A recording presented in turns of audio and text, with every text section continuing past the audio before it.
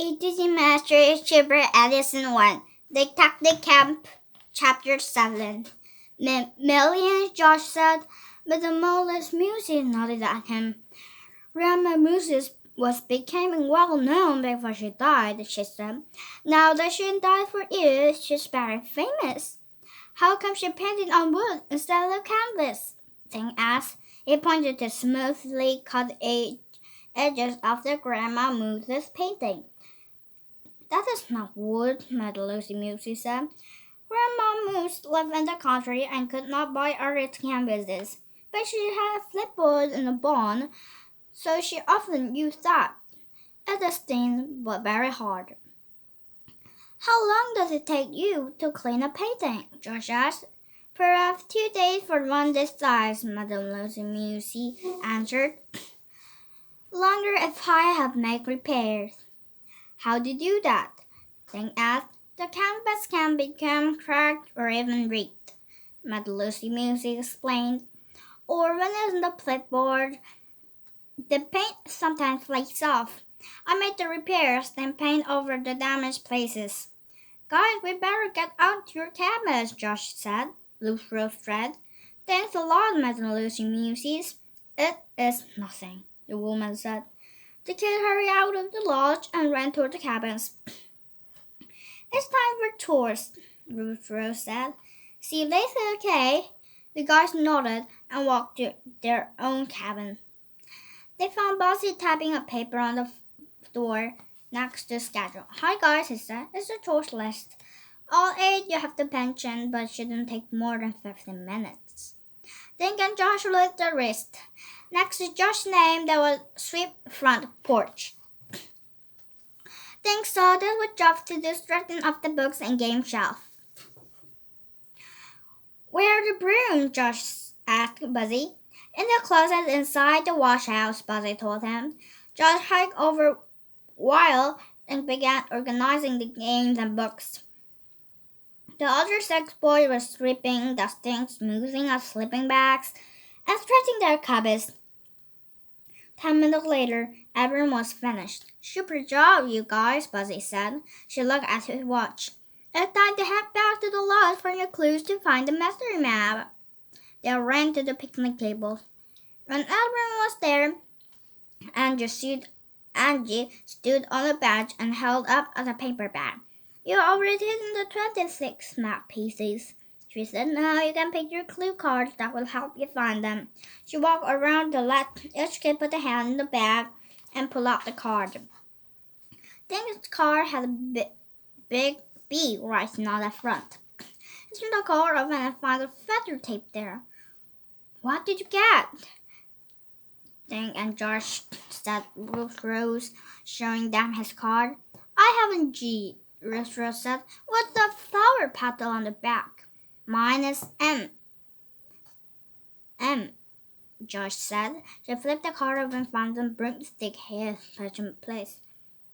Okay, everyone has card now, Ajit called out. The letter is one clue, and the item on the back is the second clue. Have fun. This is so cool, Rose said. But I think mine is too easy. G must stand for garden. Yeah, but which garden? Ding asked. There are flowers printed everywhere. Ding took another look at the card and feather in the back. What do you guys think? Easy, bird bath. It can also be bird house or bird feeder.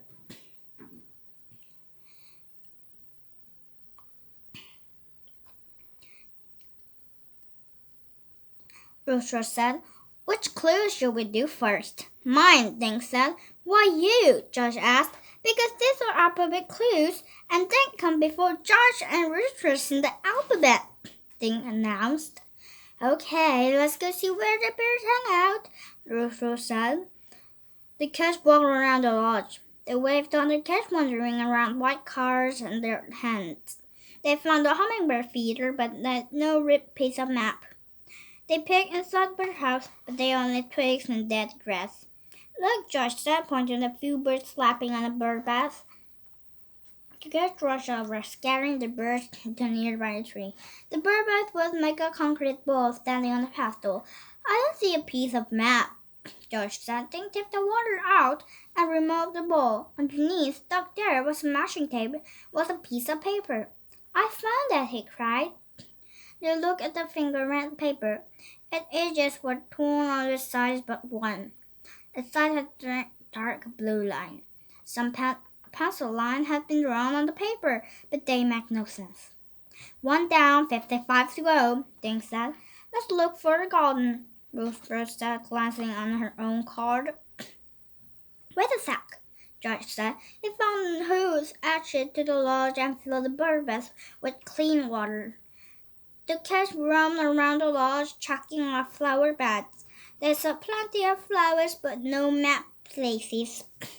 Brewster studied the petal that was taped to the back of their card. It was smelled and lovely pink ochre and sulfur. This looks some of my grandmother's roses, she said. Let's look for roses.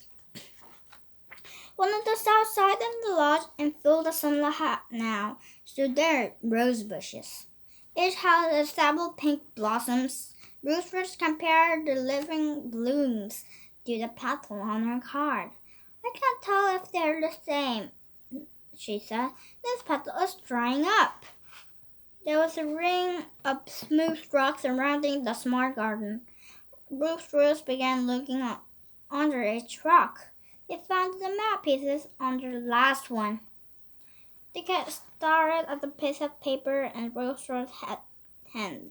It was the same kind of paper Ding had found under the bird bath. The piece had 4 letters writing on the block letters. ED and FR, Josh said.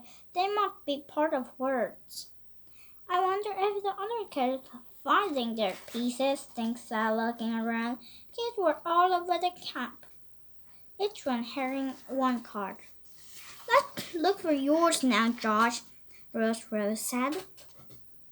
They studied the hairs that were taped on the card, and understood a lot of things, like marshmallow.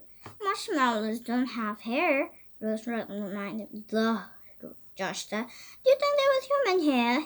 Think so. Oh my gosh, they go for Mario's mustache. Or Mario's muse's hair. Rose. No, Josh said. This hair is light brown and a little white.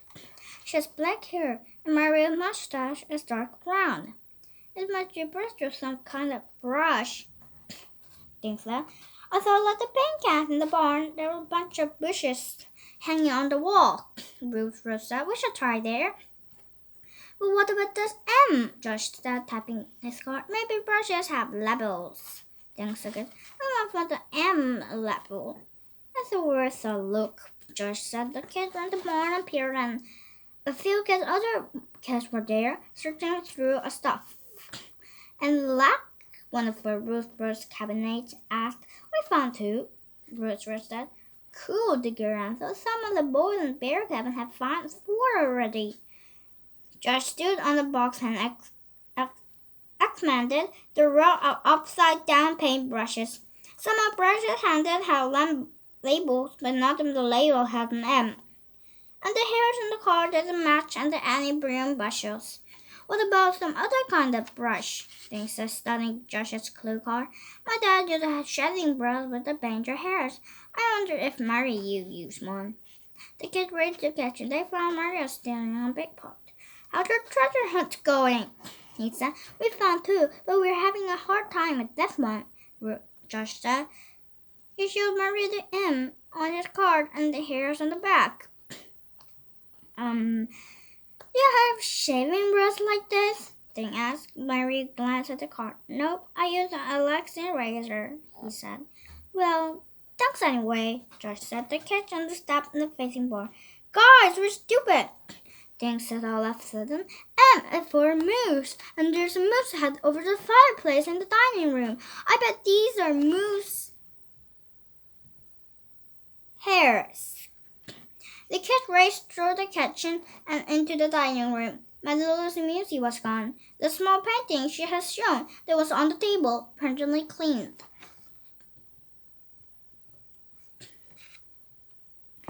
Now, they could see a lot of trees and some clouds. How could Do I get up to Mr. Moose? Josh said. I asked Mario has a stepladder, Rufus said. She scampered back toward the kitchen. There framed photographs, vases, and other small objects on the metal below the moose's head. Josh began looking under and inside this one, then peered in the great room to see Mother Lucy was there. She was not, but Dick noticed several framed paintings stacked on the sofa. He could see only the top one, a picture of some Native Americans walking around a path near a river. To Dick, the picture looked fresh and clean. She amused Mr. Musie and put these to her to be rehung the walls of the great room. Got one, Rufus said, carrying a metal stepladder over to Josh. He climbed on it, held his card up to the hairs of the moose's face beard. The color looks right, but the moose's hair is thicker than this.